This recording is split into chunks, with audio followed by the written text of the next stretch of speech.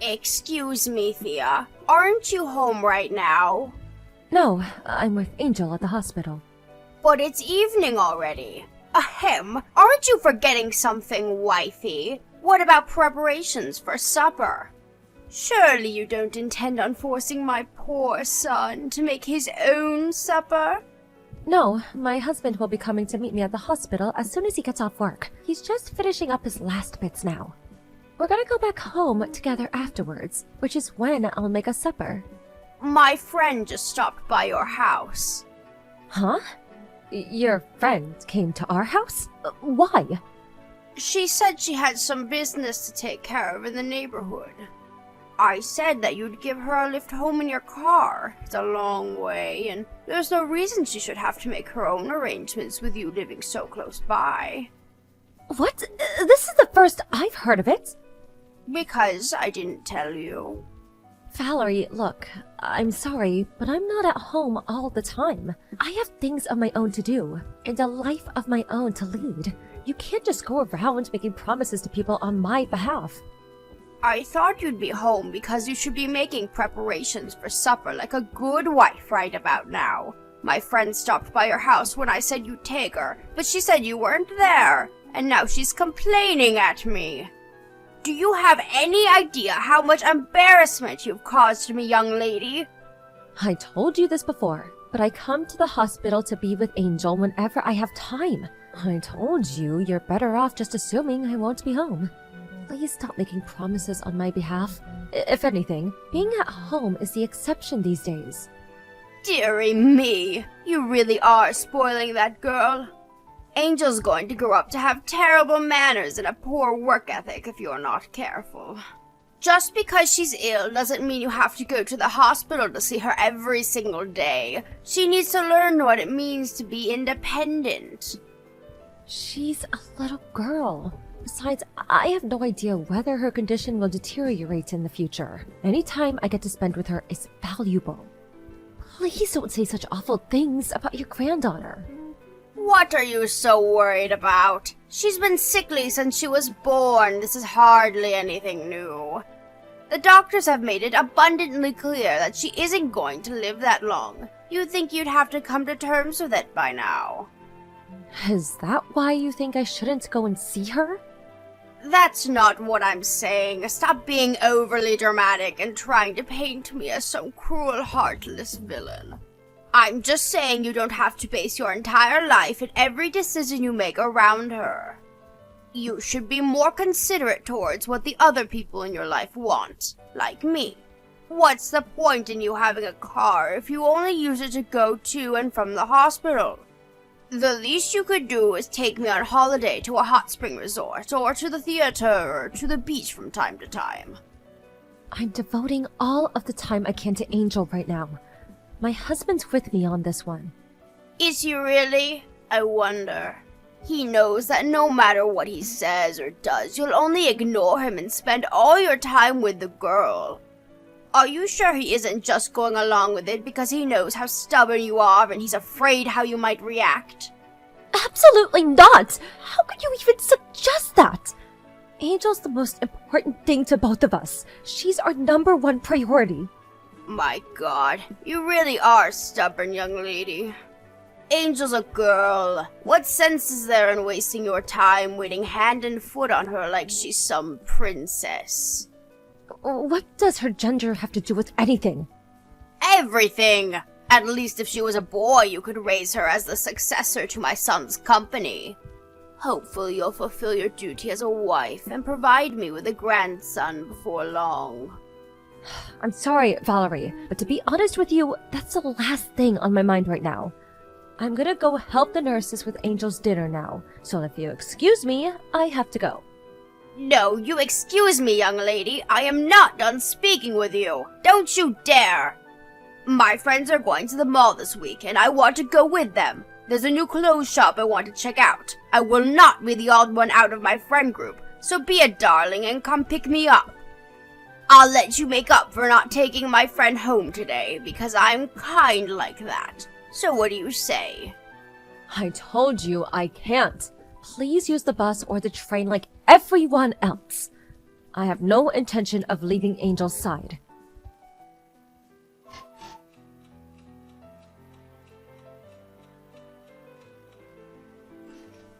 Thea, listen to this. You're never going to believe it. My favorite singer, Lady Gugu, is performing in Peepsville next week. You know, the next town on from ours. Apparently, she's holding a huge concert out on the field of a local business faculty. You'll be a darling and take me, won't you? Valerie, I know David told you about how Angel's health is taking a turn for the worse lately. Why would you ask me this? Yes, he said she could die at any moment. So what? Oh my god. How could you say that? Are you seriously asking me to take you to some stupid concert even though you know how things are with her? It's next week, so you have plenty of time to make arrangements. And Lady Gugu is not stupid. How dare you? Stop being awkward, young lady. It's not like I'm asking you to drop everything on the spot and pick me up right now, is it? Jeez, lighten up. Even so, I don't think it's appropriate for you to ask me this now.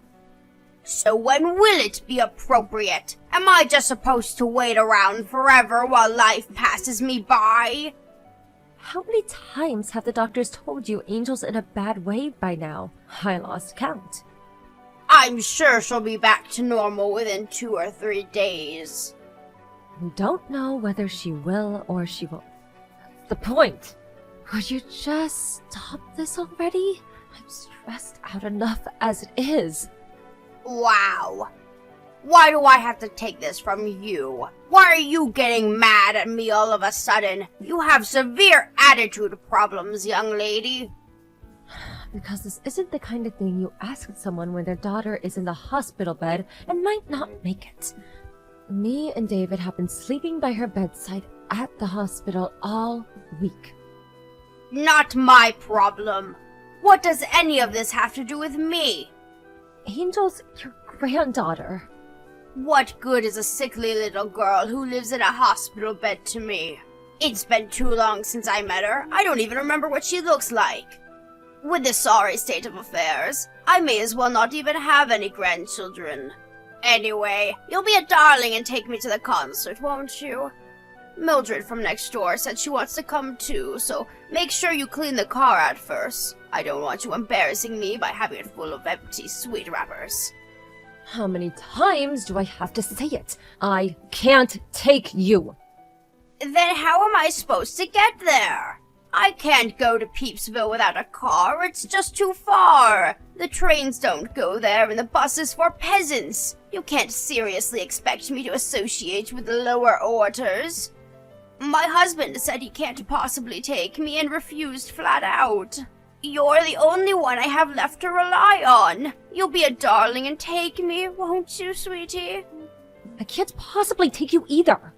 Ugh, stop it with this petulant stubbornness. All you have to do is drop me off at the venue and pick me up when it's over. Even if I did get on the bus with the filthy common folk, the timetable is awkward and I'd be stood waiting around outside the concert for hours. That's not my concern. Figure it out yourself. You are the most useless human being I've ever encountered in all of my years. Ugh! I wish my son never married you to begin with. What good are you? What purpose do you serve? You're useless!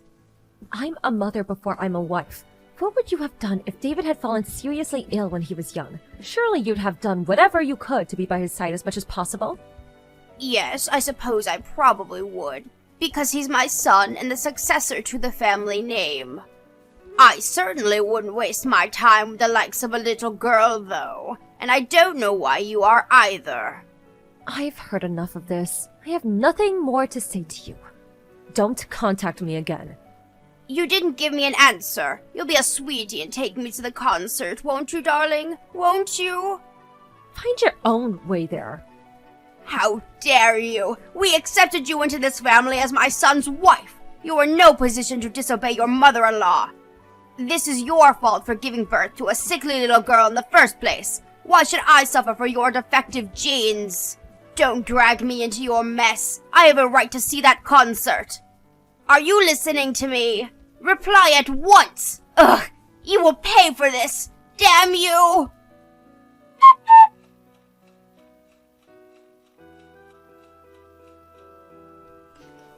Thea, I just heard the news from David. What happened to Angel is so terribly unfortunate. I'm so sorry. Right. Don't let it get you down, sweetie. You can just have more children. Right? Right? Let's get to work on the next one. Excuse me? You heard me. Wait, you don't plan on giving up on having children because of this, do you? You can't do that. You still haven't had a son. I'm not thinking about that sort of thing at all right now. Angel just died. I know that. That's why I'm trying to cheer you up. How could you even say anything like that? You're despicable. You're the worst. Yes, I can tell you're very emotional right now, sweetie. It's okay. Anyway, you need to get to work on conceiving my grandson as soon as this funeral is over with. Lord knows that's the only thing you're good for. I told you, I can't bring myself to think about that sort of thing right now. The funeral isn't even over yet.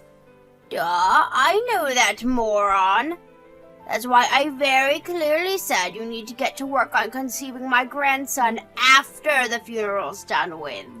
I'm not telling you to do anything now, am I? You need some time to grieve your daughter. It makes no difference. Oh, there is just no talking to you. Why is everyone being so depressing about this? You think Angel would want you to be all gloomy and miserable? I won't be wasting my time by going to the funeral or the cremation. If this is your attitude, I have no interest in associating with you. You're rude, you're disrespectful, you're insolent, and you're just downright unpleasant. I'm ashamed to call you my daughter-in-law. I see. You've made how you feel towards me very clear. If you find me that pleasant, I'd rather you didn't come to the funeral. These last few years have been so difficult for me because of that sickly daughter of yours. Angel this, Angel that. She practically had the whole family under her spell. She even stole my own husband and my son. Neither of them ever had the time of day for me where she was concerned. And obviously you were never willing to help me with anything. You wouldn't take me to see my friends, you wouldn't take me shopping or out on day trips. You all neglected me for that damn kid. Not a single good thing has happened to me these last few years, and it's all because of her. At least now with her gone, you might finally start helping me out when I ask for favors. I have to get ready for the wake now. Goodbye. Oh no you don't. Hold your horses, young lady. Why? Do you accept that this is all your fault? If you'd have just given birth to a healthy child in the first place, none of this would be happening. Wow. You think I didn't want my child to be healthy? I already blame myself enough for what happened without you twisting the knife. Oh, you do have some self-awareness then. Color me surprised. Just make sure it doesn't happen again. This family's been through enough because of you. Why don't you just try producing a healthy child next time? You're evil. Pure evil. It's the only way I can explain how you could say such horrible things. Excuse me, did I say something bad? You better not come to the funeral. I mean it. I told you, I don't want to. I wouldn't come if you paid me. Why would I? It's not like I have any positive memories of Angel. Oh, silly me, I almost forgot. Lady Gugu's concert is tomorrow. Albert's wife is going to be taking us. I'll have to start getting ready. I'll probably sleep like a baby now, knowing that all my worries are a thing of the past. Isn't that just so sweet of Albert's wife? At least some wives are nice. It's nice to know not everyone's as useless as you.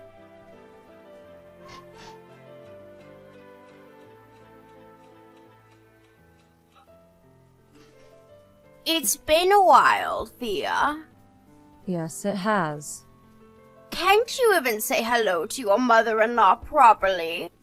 You're not still down in the dumps over what happened, are you?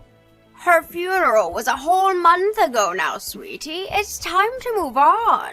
You can't dwell on the past forever. It's not what you'd want. Yes, it's still only been a month.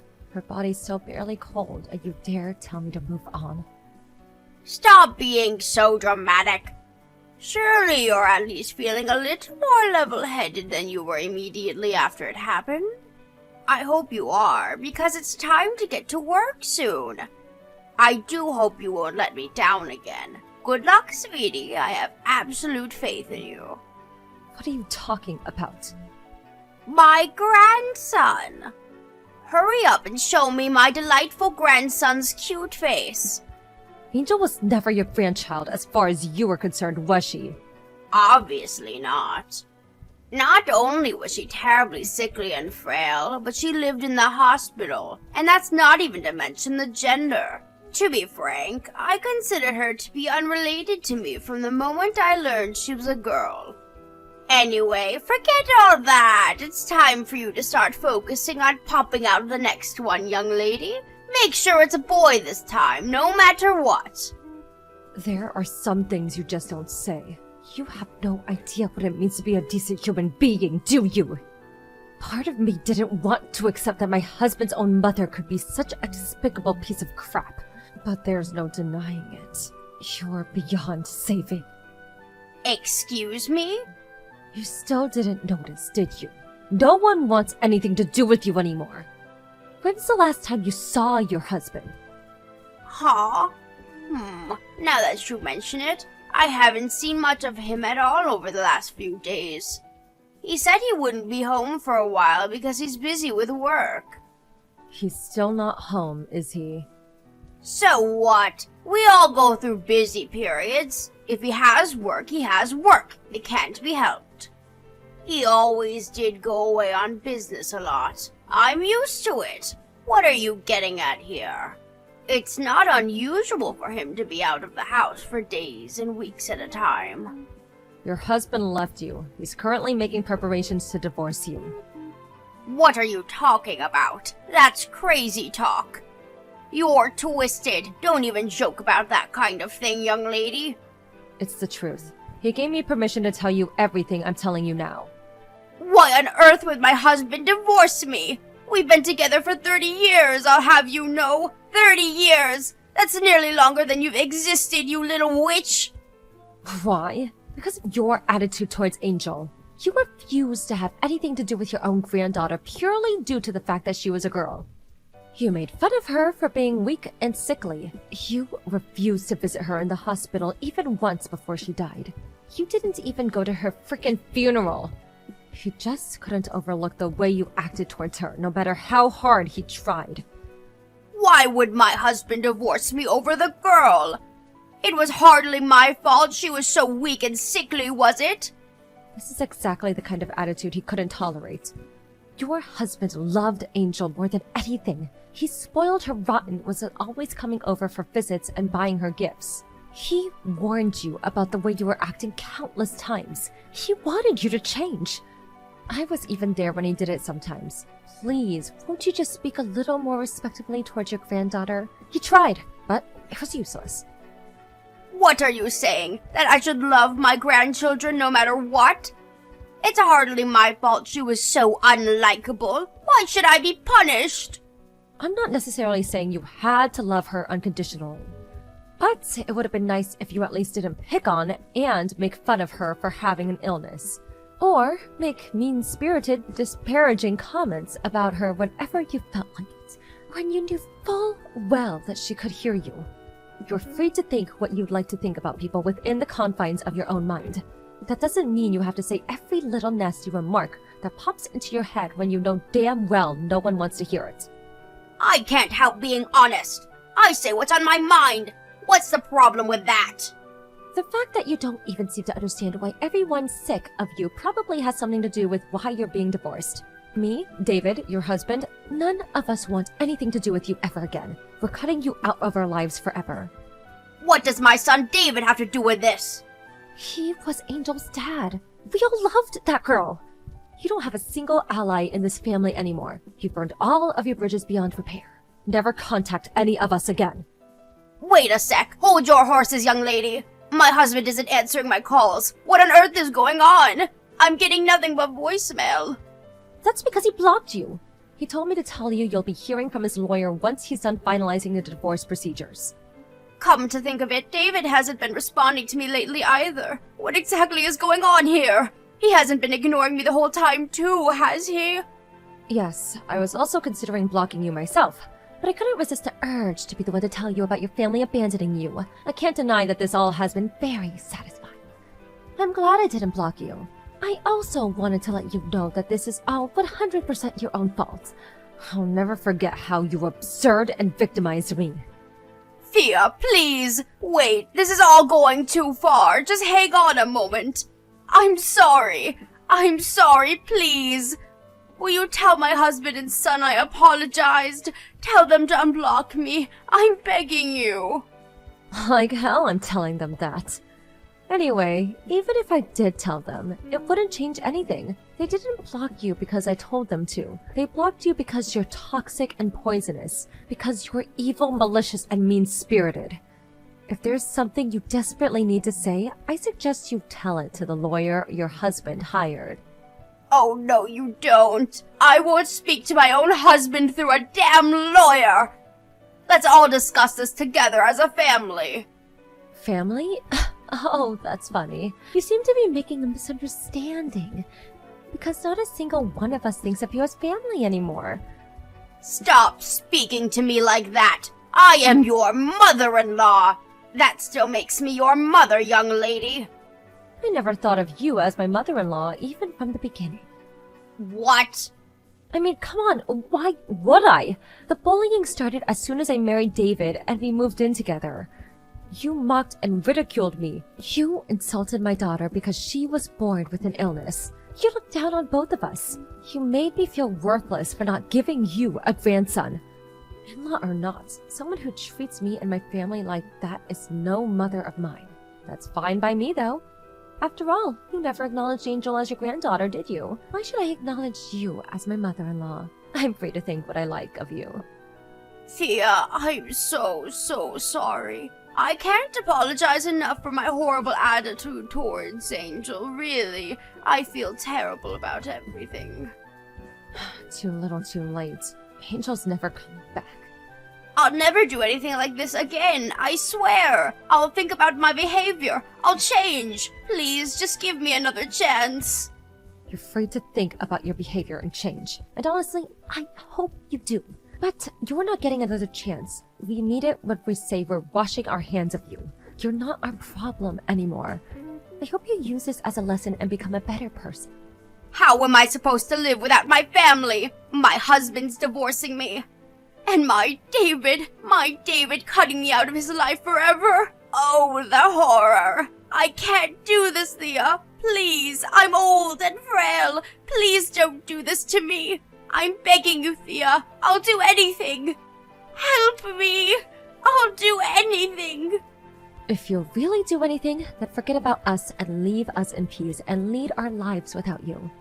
You don't deserve our help, and you're not getting it, so just give up. You're nothing but a stranger to us now.